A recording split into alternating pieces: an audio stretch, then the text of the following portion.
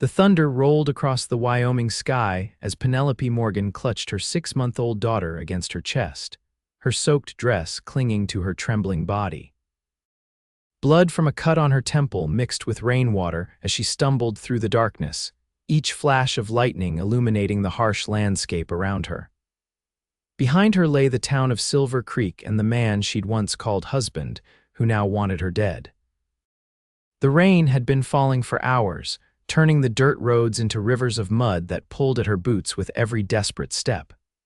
She had fled with nothing but her baby, a small bag of essentials, and the wedding ring she would sell at the first opportunity.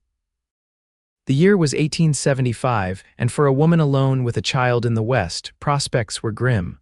"Hold on, Emma," she whispered to her daughter, who remained mercifully quiet despite the storm. "We'll find shelter soon." In the distance, a light flickered a lone cabin set back from the main trail leading to Ogden. Penelope hesitated. Strangers could mean danger, but the alternative was spending the night in the relentless downpour.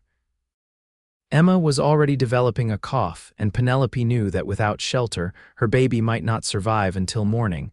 With renewed determination, she pushed forward toward the light.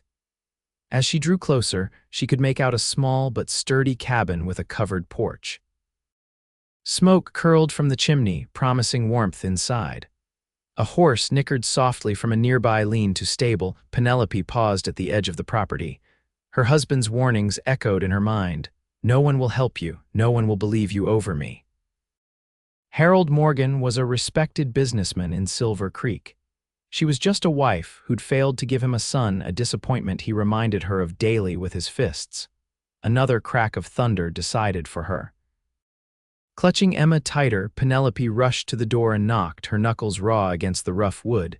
The door swung open, revealing a tall man with a weathered face and cautious eyes. He wore a simple flannel shirt, suspenders, and trail-worn pants. His dark hair was slightly too long, curling at the nape of his neck, and a few days' worth of stubble darkened his jaw. "Jesus," he muttered, taking in her battered appearance. His gaze softened when he noticed the bundle in her arms. "You'd better come inside, madam." "I don't mean to impose," Penelope said, her voice barely audible above the storm. "We just need shelter until the rain stops." The man stepped back, gesturing her inside with a calloused hand. "Two hearts are welcome here," he said simply. "I've got a fire going." The cabin was small but tidy, with a stone fireplace at one end, a rough-hewn table with 2 chairs, and a narrow bed in the corner. The walls were adorned with a few tools and a rifle mounted above the door. "Xavier Lawson," he said, taking a pot from the stove. "Most folks call me Zav." "Penelope," she replied, deliberately omitting her surname, "and this is Emma." As if on cue, Emma began to whimper, her tiny face scrunching in discomfort. "She's soaked through," Xavier observed. "Got some clean shirts in that trunk. They're big, but they're dry."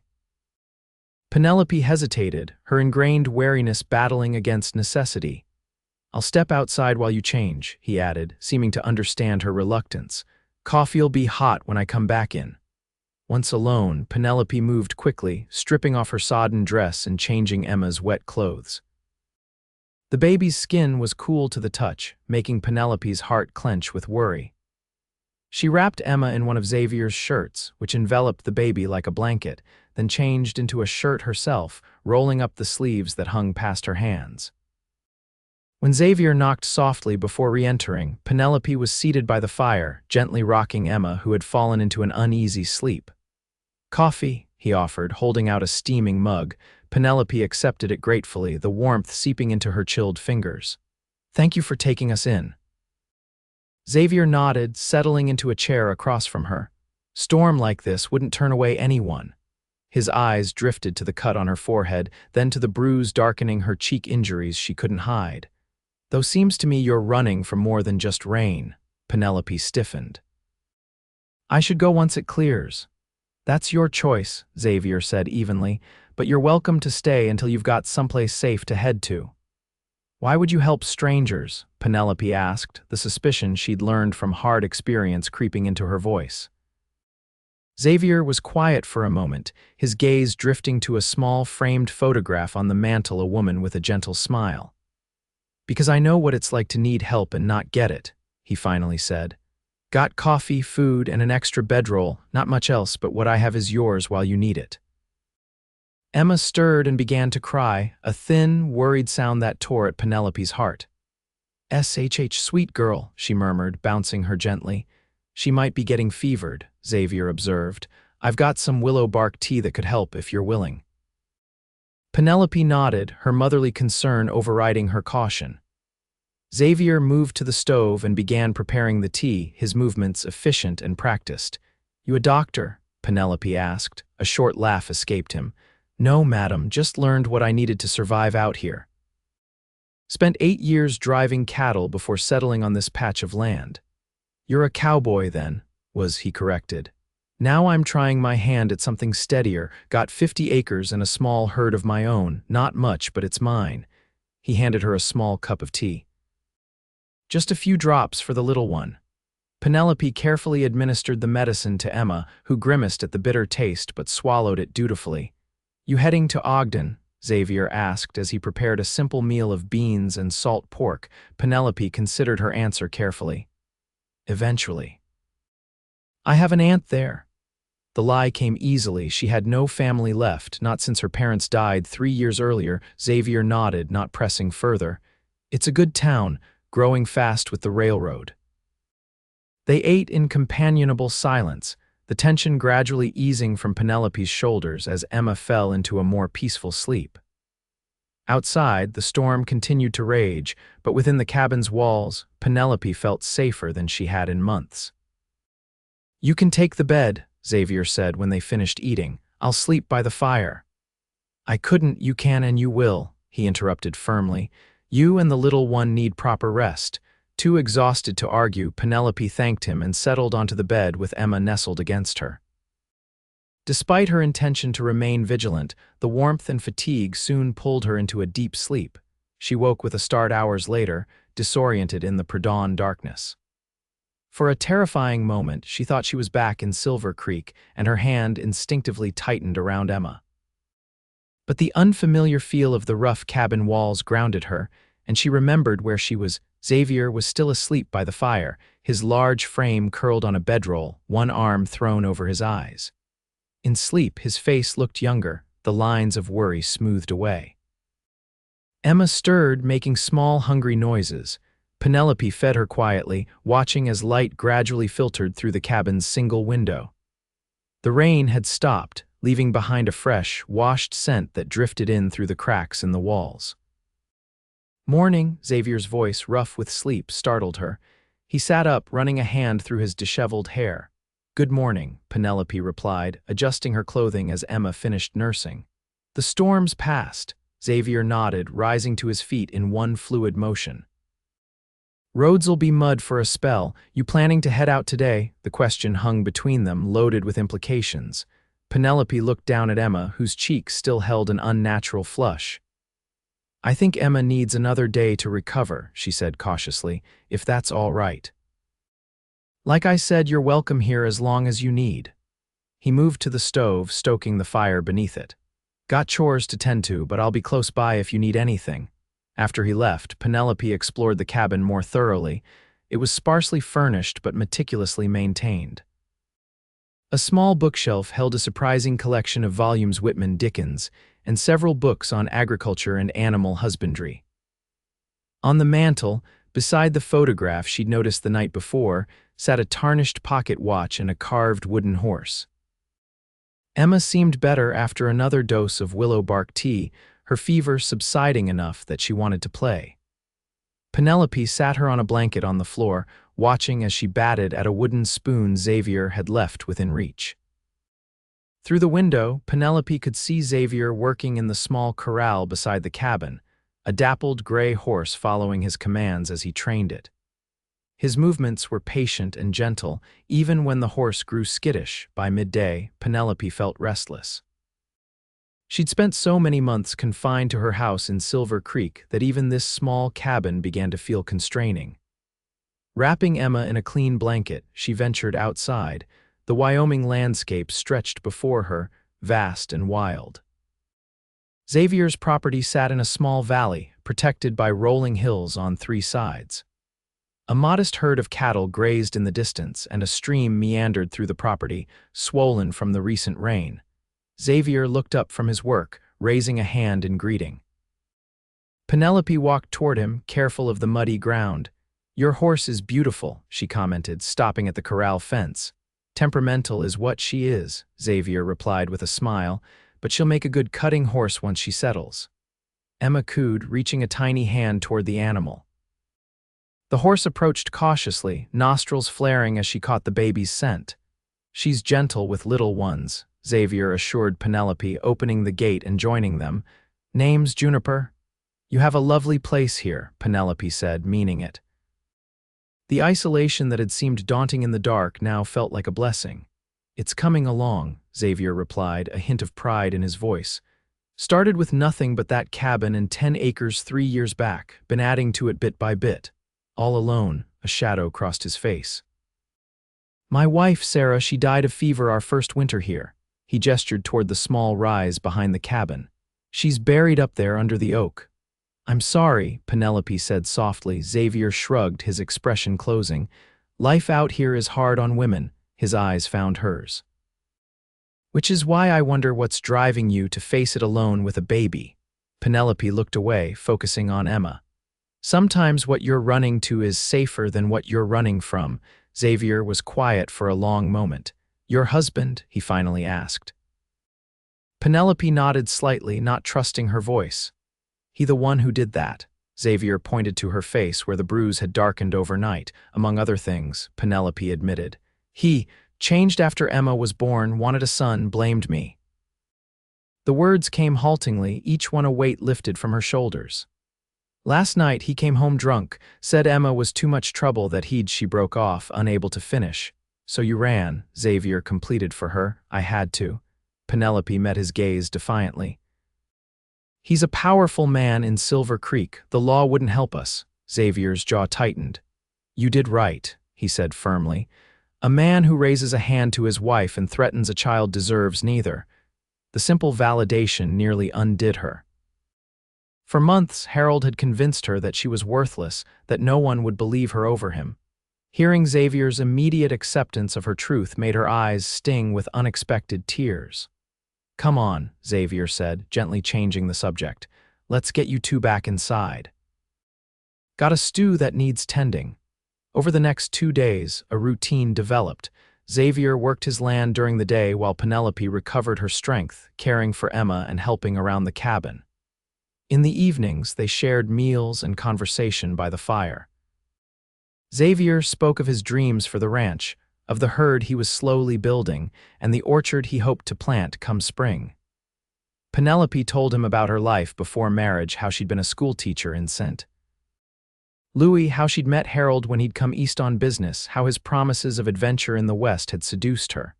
"I was naive," she admitted on the 3rd night. "I thought love was enough." "Love is plenty," Xavier replied, stoking the fire, "but it has to be real, has to go both ways." Emma had taken to Xavier, quieting when he entered the room and watching him with curious eyes.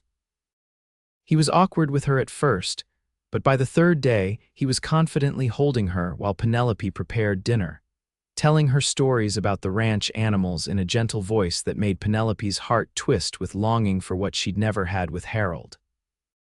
On the morning of the 4th day, Xavier brought in a bundle wrapped in oilcloth. "Road to Ogden should be passable now," he said, placing the package on the table. "Figured you might need these." Inside was a woman's dress, simple but well-made, and a tiny gown that would fit Emma perfectly. "I can't accept these," Penelope protested, running her fingers over the fabric. "You've already done too much." "Belonged to Sarah," Xavier explained. "Been sitting in that trunk gathering dust. She'd want someone to use them." The gesture touched Penelope deeply. "Thank you," she said simply.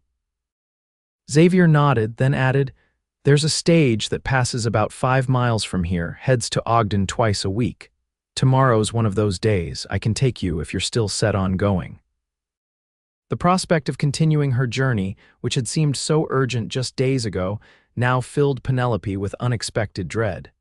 She'd found safety in this small cabin with this quiet man who asked for nothing in return for his kindness.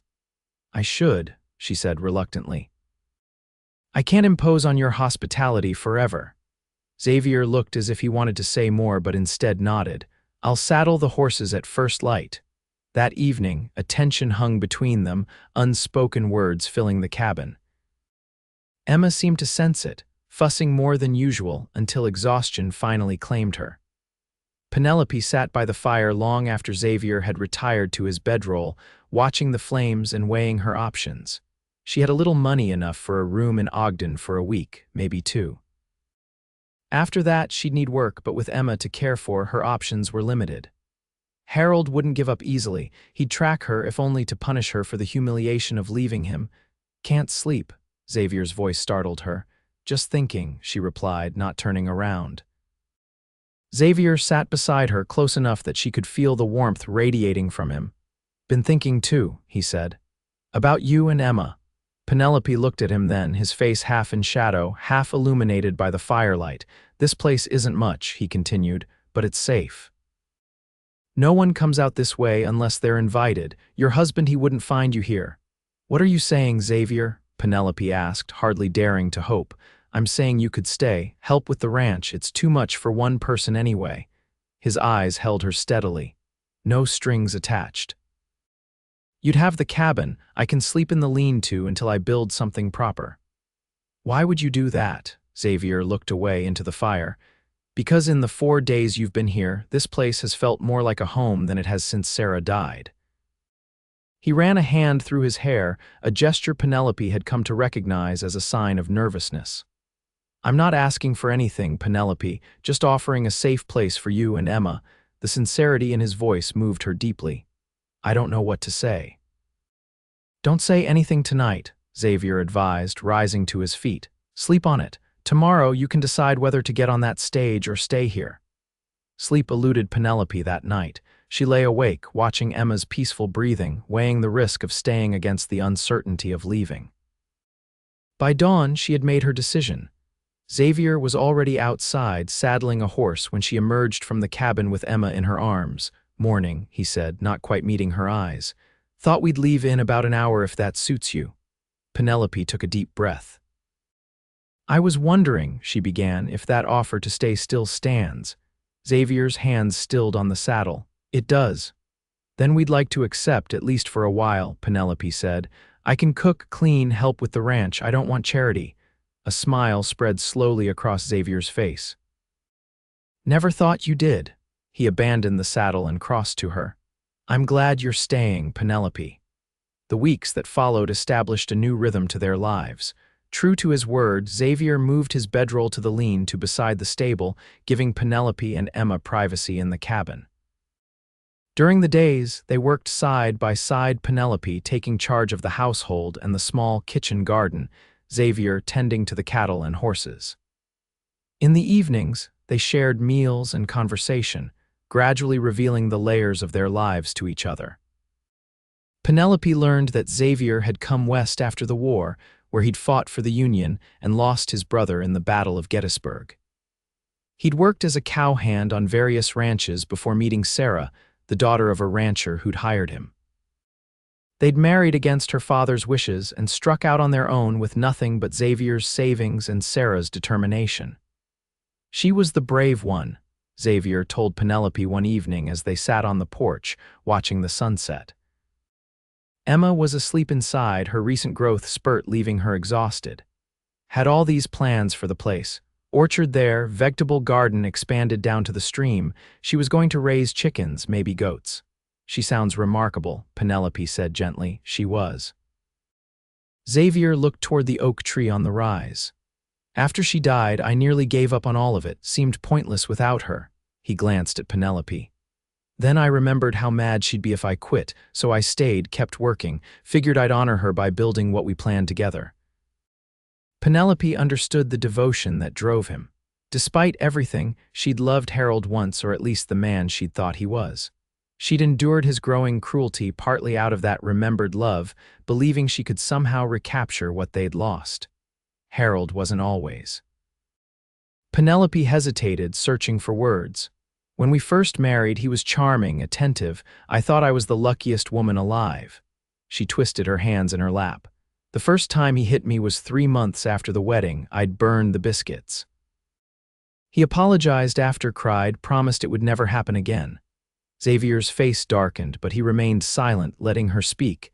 It got worse after I became pregnant. He'd wanted to wait, build his business first, then after Emma was born. She trailed off, the memories still too raw.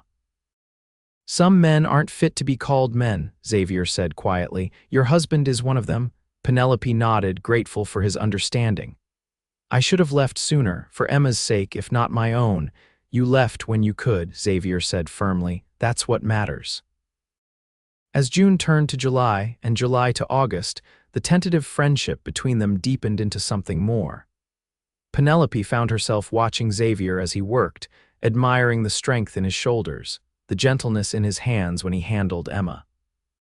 For his part, Xavier seemed to find reasons to be near the cabin during the day, bringing Penelope wildflowers he'd found while checking fence lines, carving a small wooden rattle for Emma. One evening in late August, Xavier returned from Ogden with supplies and a newspaper. His expression was grim as he handed it to Penelope. "Third page," he said. Penelope's blood ran cold as she read the small article. Harold Morgan, prominent businessman of Silver Creek, was offering a substantial reward for information leading to the return of his wife and child who had disappeared in May. The article painted him as a devoted husband, desperate to reunite his family. "He won't give up," Penelope whispered, sinking onto a chair. "No," Xavier agreed, taking the paper from her trembling hands. "Men like him, their pride won't let them." "I should leave," Penelope said, rising abruptly. "I've put you in danger by staying." Xavier caught her arm gently. "Penelope, stop. No one knows you're here. Someone could see us in town, recognize me from that description." She gestured to the paper, where a crude sketch of her face appeared alongside the article. "Then we won't go to town together," Xavier said reasonably. "I'll do the supply runs." "You stay here with Emma. For how long?" "Forever." Penelope pulled away from him. "I can't live like that, Xavier, always looking over my shoulder, waiting for him to find us." Xavier was quiet for a moment, his jaw working as he thought. Finally, he said, "There's another option." Penelope looked at him questioningly. "We could get married," Xavier said, the words rushing out. "Legally, you'd be my wife. He'd have no claim on you then." Penelope stared at him, speechless. "It would just be on paper," Xavier added quickly, "for protection. Nothing would have to change between us." "Xavier, I can't ask you to do that. You're not asking, I'm offering." He ran a hand through his hair. "Look, I care about you and Emma. I want you safe. This is the surest way." Penelope felt tears gathering in her eyes. "Why would you do this for us?" Xavier stepped closer, his voice softening. "Because in these 3 months, you've brought life back to this place, back to me." He reached out hesitantly, brushing a strand of hair from her face. "I'm not asking for anything you're not ready to give, Penelope. But I would be honored to call you my wife, even if it's just in name." The sincerity in his eyes undid her. Impulsively, Penelope leaned forward and pressed her lips to his, a brief, tender kiss that she broke before he could respond. "Yes," she whispered against his mouth. "Yes, I'll marry you." They were married 2 days later by a circuit judge who stopped at a neighboring ranch.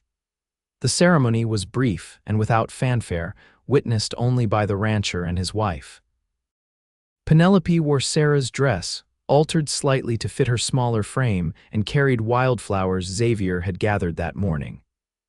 Emma, dressed in her best gown, watched from the rancher's wife's arms, wide-eyed at the proceedings. "By the power vested in me by the territory of Wyoming," the judge intoned, "I now pronounce you husband and wife." Xavier's kiss was gentle, almost hesitant, his hand trembling slightly as it cupped her cheek. When they parted, his eyes held a question that Penelope answered by taking his hand, squeezing it reassuringly. That night, after returning to the ranch, Xavier prepared to sleep in the lean-to as usual. "You don't have to," Penelope said softly, standing in the cabin doorway with Emma asleep against her shoulder. "This is your home, Xavier, your bed." Xavier looked at her, uncertainty written across his features. "Penelope, I meant what I said. This marriage doesn't have to be more than you want it to be." "I know," she replied, "but maybe I want it to be more." The words hung between them, loaded with possibility. Xavier crossed to her slowly, as if giving her time to reconsider. When he reached her, he cupped her face in his hands, his touch reverent. "Are you sure?" he asked, his voice rough with emotion. In answer, Penelope rose on her tiptoes and kissed him, putting all the feelings she'd been nurturing over the past months into the contact. Xavier responded immediately, his arms encircling her and Emma, holding them as if they were the most precious things in the world. That night, after settling Emma in her cradle, Penelope and Xavier came together as husband and wife, their union tender and unhurried. Afterward, lying in his arms, Penelope felt a peace she hadn't known was possible. "I never thought I'd find this again," Xavier murmured into her hair. "Find what?" Penelope asked drowsily. "Home," he replied simply. The declaration brought tears to Penelope's eyes. "I never had it before," she admitted. "Not really, not like this." Xavier tightened his arms around her. "You do now, both of you." September brought cooler temperatures and the harvest of Xavier's modest crop of corn and squash. Penelope worked alongside him, preserving what they could for the winter ahead. Emma thrived under their care, crawling determinedly across the cabin floor and babbling her first recognizable words. "Pa," she called one evening as Xavier entered the cabin, her small arms reaching for him. Xavier froze, his eyes seeking Penelope's in silent question. "She's been practicing all day," Penelope said, smiling at his stunned expression. "Go on, pick her up, she's been waiting for you." Xavier crossed to Emma and lifted her, his large hands cradling her gently. "Hey there, little one," he said, his voice thick with emotion. "Did you say Papa?" "Papa," Emma repeated, patting his cheek with her small hand. Xavier looked at Penelope over Emma's head, his eyes bright with unshed tears. "Is this all right?" he asked, "her calling me that?" Penelope nodded, her own eyes misting. "You are her father in all the ways that matter, Xavier. You love her, protect her, make her feel safe." She crossed to them, placing her hand on his arm. "Harold may have given her life, but you've given her a home." Xavier kissed Emma's forehead, then bent to kiss Penelope. "Thank you," he whispered against her lips, "for making me a father." As fall deepened into winter, the small family settled into domestic contentment. Xavier built a cradle that converted to a small bed for Emma, carving her name and a pattern of stars into the headboard. Penelope sewed curtains for the windows from fabric Xavier brought from Ogden, making the cabin cozier against the approaching cold. Their life wasn't without challenges. Money was tight and the work was endless. But they faced each day together, finding joy in simple pleasures. Emma's first steps across the cabin floor, evenings by the fire with Xavier reading aloud from his books, the quiet intimacy they shared after Emma was asleep. In early December, as the first heavy snow blanketed the ranch, Penelope discovered she was expecting a child. She told Xavier on a Sunday morning as they lay in bed, the winter sun casting pale light through the frost-covered window. "A baby," he repeated, his face illuminated with wonder. "You're certain?" Penelope nodded, placing his hand on her still flat stomach. 2 months along, I think it will come in summer." Xavier gathered her close, pressing his face into her hair. "I never thought," he began, his voice breaking. "After Sarah, I never thought I'd have this chance again." "Are you happy?" Penelope asked, suddenly uncertain. Xavier pulled back to look at her, his eyes shining. "Happier than I've ever been," he assured her. "Penelope, you and Emma gave me back my life. This baby, our baby, is a blessing I never dared hope for." They celebrated that night with a special meal, telling Emma she would be a big sister come summer. Though the toddler didn't fully comprehend the news, she clapped her hands at their evident joy, her laughter filling the cabin. As Penelope's pregnancy progressed, Xavier became increasingly protective, insisting on taking over more of her chores despite her protests that she was perfectly capable. They compromised, with Penelope focusing on tasks near the cabin while Xavier handled the more strenuous work around the ranch. In February, a letter arrived from the circuit judge who had married them, addressed to Mrs. Xavier Lawson. Inside was a newspaper clipping from Silver Creek. Harold Morgan had been arrested for fraud and embezzlement. His business partners had discovered he'd been siphoning funds for years, and when confronted, he'd attempted to flee. The article mentioned that Mr. Morgan's wife and child remained missing, but with his financial ruin and impending imprisonment, the search had effectively ended. "It's over," Penelope whispered, her hand trembling as she passed the clipping to Xavier. "He can't come after us anymore." Xavier read it quickly, then pulled her into a fierce embrace. "You're free," he murmured against her hair. That night, as they lay together in the darkness, Penelope confessed the fear she'd carried for months. "Part of me was always waiting, expecting him to appear at the door one day." Xavier's hand rested protectively on her swollen belly. "I would never have let him near you or Emma," he said, his voice low and determined. "Never, I know," Penelope replied, covering his hand with her own. "That's why I fell in love with you." It was the first time she'd spoken the words aloud, though they'd been true for months. Xavier went still beside her. "Say that again," he requested softly. Penelope turned to face him, finding his eyes in the moonlight that filtered through the window. "I love you, Xavier Lawson, not just for saving us that night or for marrying me to keep us safe, but for the man you are every day." Xavier kissed her then, pouring all his emotion into the contact. "I've loved you since you stood in that corral with Emma, looking at Juniper like she was both terrifying and beautiful," he admitted. "I just never thought you could feel the same, not after what you'd been through." "You showed me what love really is," Penelope said simply. "Patient, kind, undemanding. You gave me time to heal, to trust again." "And now," Xavier asked, his fingers tracing the curve of her cheek. "Now I'm exactly where I want to be," Penelope replied, "with the man I choose." Their son was born in July 1876, arriving after a long labor that left Penelope exhausted but triumphant. Xavier had stayed by her side throughout, his steady presence her anchor through the pain. "He's perfect," Xavier whispered, cradling the newborn with hands that seemed suddenly too large and rough for such a delicate task. "He looks like you," Penelope observed, watching as their son wrapped his tiny hand around Xavier's finger. "Poor kid," Xavier joked, but his eyes were wet with emotion. "What should we call him?" Penelope considered, studying the baby's face. "James," she decided, "after your brother." Xavier looked up at her, surprise and gratitude in his expression. "James," he repeated, testing the name. "James Lawson, I like it." Emma, now 18 months old and steady on her feet, was fascinated by her little brother. She patted his head gently, repeating "baby" with solemn importance whenever visitors came to see the new arrival. And there were visitors, neighboring ranchers and their wives, the shopkeeper from the nearest trading post, even the circuit judge who had married them, all bringing small gifts and good wishes.